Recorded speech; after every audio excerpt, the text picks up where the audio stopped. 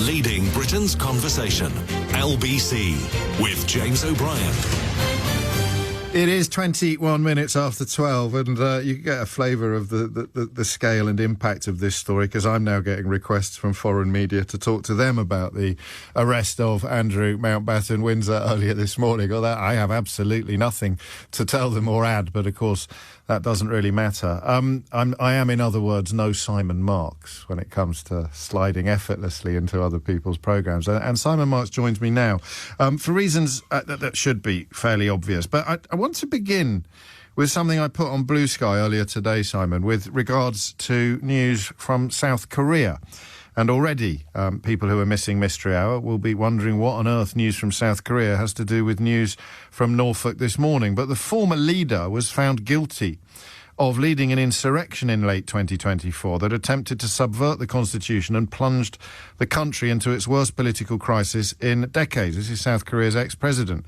And it occurred to me, as I noted earlier this morning, that a lot of countries are currently reminding the United States of America of all the things that the United States of America is supposed to be. And I wonder whether events here this morning, and of course prior to this morning, because Peter Mandelson's career is effectively over and Andrew Mountbatten-Windsor is currently in police custody, and yet in the United States of America and in Donald Trump's regime, the rock that was thrown into the pond by the latest tranche of revelations in the so-called Epstein files has, well, the ripples haven't really reached anywhere. Are we showing the United States the way, do you think?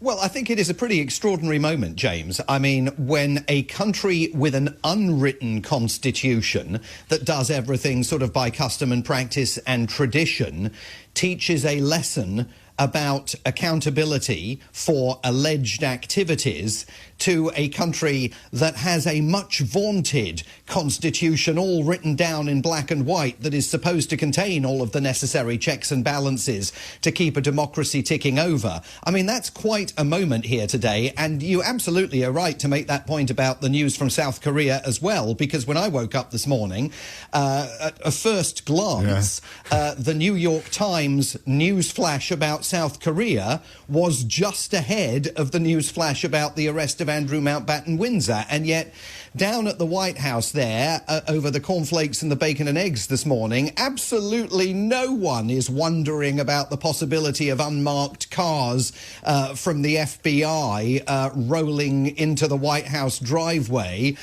so that the President of the United States or any figures within his inner circle and entourage might find themselves helping police here with their inquiries. The President settling in for a very busy day. I'm sure the White House will say something at some point. He may well take to social media about the events befalling Andrew Mountbatten-Windsor and let us know what his viewpoints are on those. But look, it is an extraordinary moment when what is a quintessentially American story, the story of Jeffrey Epstein and his unbelievable ability to beguile the wealthy and powerful, bring them into his inner circle, many of them now facing questions about what they knew about his criminal activities. And the only people here on this side of the Atlantic that so far have taken any kind of fall for it are those who have either voluntarily resigned from their multi-million-dollar positions at Goldman Sachs, like Barack Obama's former White House counsel, Kathy Rumala, or the man who until yesterday was leading the Hyatt Hotel empire, who stepped down because of revelations about his ties to Jeffrey Epstein. I mean, in terms of criminal activity and the possibility of charges against people, there's absolutely nothing on the horizon here. And there won't be for a good long while, because the White House is reasonably facing allegations that if there are incriminating materials in the possession of a Department of Justice that was only traditionally independent and not constitutionally independent, so Donald Trump was able to eviscerate and incinerate its independence, that Department of Justice is going to keep hold of those documents. Well, I've said it before and I'll say it again. And actually, Emily quoted the the Ernest Hemingway line earlier, first gradually, then quickly. And I'm thinking about the incineration that you've just described, the speed with which these checks and balances have been completely, not even undermined, have been completely destroyed. Beyond that, for my listeners here in the UK, where is the story? Where is the Epstein story in both the media agenda, given that much of it is now controlled by allies of Donald Trump, or rather courtiers, billionaire courtiers in the court of Donald Trump? Where is the story in the current affairs agenda and in the public consciousness? Well, it's certainly a story that is being very, very closely followed here, and that's fueled partly by President Trump's own Make America Great Again supporters, who, of course, were salivating over the release of documents that he promised them would take place on the election campaign trail in 2024.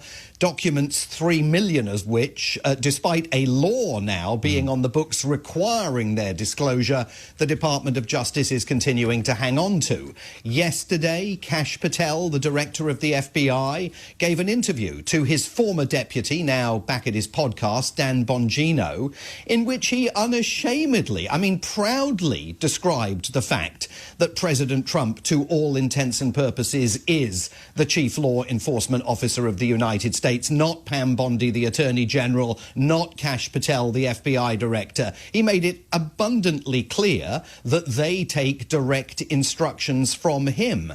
And when you look at efforts to try and get to the bottom of what Donald Trump's relationship and friendship with Jeffrey Epstein may or may not have been about, we are seeing pleas to the media to do the spade work. Congressman Ted Lieu, a prominent Democrat from California, said earlier this month that the Epstein files contain allegations that President Trump raped and threatened to kill children. And he urged the media to go and look into those allegations because Congressman Liu knows that it's only going to be the media now that is left to do that work, given that the independence of the Department of Justice has been completely pierced and set aside by the Trump administration. Of course, the media is in pieces here as well. Yeah. CBS, the BBC's media partner in the United States, now a pro-Trump bending the knee organization. The Washington Post, an absolute shadow of its former self as it lumbers towards an inevitable date with bankruptcy, I think it's fair to say.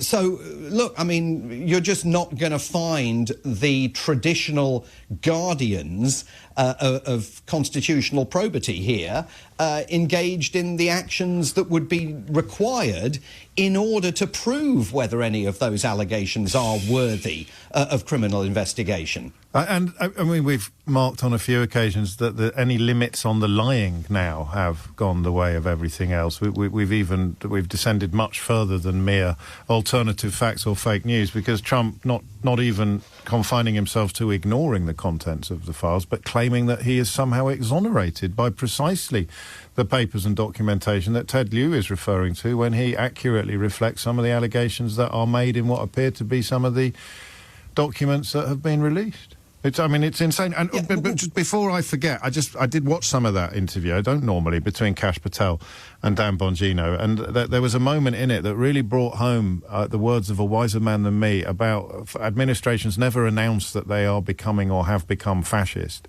All they do is portray the enemies of fascism as being criminals. And when those two characters start talking about the anti-fascist movements, or Antifa as they like to call it in the United States, that warning from history assumed a resonance that actually sent a shiver down my spine. They never announced that they're fascists. They just tried to portray the enemies of fascism as enemies of the state. I suppose the ultimate test on how worried Donald Trump is about any of this reaching the Oval Office would be if he decided to take military action against Iran, because who would argue that it wasn't designed essentially as a distraction? Yeah, and I mean, look, I think as you and I talked about last week, he needs a distraction. I mean, not just from issues pertaining to the Epstein files, which I think are way down the list of reasons why he needs a distraction, but he needs a distraction from the U-turn that he's engaged in Minneapolis. He needs a distraction after the fury over his racist meme about the Obamas, for which he still has not and is not going to apologise. And, you know, there are suggestions, no question, that he's beefed up American military presence in the region. There were suggestions here last night that some sort of military strike could be launched as early as this weekend, although the president was said not to have made a decision. The Iranians claim that a basis for cooperation was established in talks in Geneva this week. That is not a phrase or an emotion that we are hearing echoed from the US government. Whether Donald Trump is willing to give those talks a little bit more time, I think, is unclear. I mean, remember that Tuesday night is his State of the Union address. Does he want to walk up to the podium for that speech on Tuesday night with a bit of military action against Iran behind him? If it went well, that military action, he might certainly think that that would give him a bit of a fillip as he walked into the chamber next Tuesday. But look, I think it's unclear which way he's going to go. Just briefly on that interview between Kash Patel and Dan Bongino, the fascinating thing about that is the extent that they're so comfortable with one another, because they're old muckers and they're former colleagues, that is why Kash Patel sort of is ready to luxuriate in saying things that under normal circumstances an FBI director would hesitate to put into the public domain. It's extraordinary. It's got a big curious combination of impunity and idiocy. A quick word, if you would, on why Trump keeps doing the hokey cokey with regard to the Chagos Islands. A lot of people in this country could be forgiven for not knowing what is going on there, because various charlatans and traitors continue to celebrate Donald Trump's dishonesty with regard to this deal that was struck by the current government as a consequence of negotiations opened by the last government. But the ceding of the islands to Mauritius with the lease for the island where the American air base is a consequence of international law, fears about Chinese threats to sovereignty regarding territory elsewhere in the region, and even Brexit. If you do the homework and the hard digging into what is actually going on here, facts cease to matter to people keen to attack Keir Starmer. But the last time Donald Trump spoke on the subject, he was acknowledging that the British government had actually struck the best deal available. Overnight, he's decided to start taking pot shots at that again. That can't be a very effective distraction from anything for the American public. So why do you think he's doing it? Well, I have to say, when I glanced at my phone yesterday and the LBC news alert flashed up saying Donald Trump says that he's completely agin the Chagos Islands deal, I thought there was something wrong with my phone. I thought this was like some message from months ago that had never flashed up previously, because he's been... his Secretary of State, Marco Rubio, initially described it as a monumental achievement. Which it is. Then Donald Trump was against it. Yep. Then Donald Trump was grudgingly in favour of it, saying that it was the best deal the Prime Minister could get. Then on Tuesday of this week, his State Department put out a written statement backing the deal. And then suddenly yesterday, Donald Trump did another 180. He goes back to this persistent claim that leases of things, of countries, leases of countries are no good. Even though it's a 100-year lease, it's no good. You've got to own the country, which of course is tied to the... Exactly. It's tied to the unresolved issue of Greenland, which will, by the way, raise its head again. Yeah. And so, but what prompted it? I mean, had he had a chat with a mate of his over in the UK? We don't know. What prompted it? Who knows? But at this point, the British government surely would be perfectly entitled to say, we're just going to crack on because the President of the United States obviously doesn't know what he wants. His own government cannot be consistent with it. They said yesterday at the White House podium, when Caroline Leavitt was asked, how do you square what the president has said on Truth Social with what the State Department said yesterday. She said, well, basically what the president says on Truth Social, that is from the horse's mouth. That is the legitimate release of information by this administration. So make of that what you will. Well, yes, because of course it gives the lie, as you implied, to any claims that when he's posted particularly toxic stuff, it was an aide that did it who ran away, or but it doesn't matter, because they could claim next week that the stuff was an aide who did it. So they'll say yesterday, as Simon reminds us, that that is it. That is ex cathedra, which is the Latin phrase you use to describe the Pope being the vessel through which God speaks. So when Trump posts on Truth Social, that is the unalloyed truth coming direct from what passes from the president's brain. But next week they'll say the opposite again. So none of it matters. And the Chagos is a perfect example of that.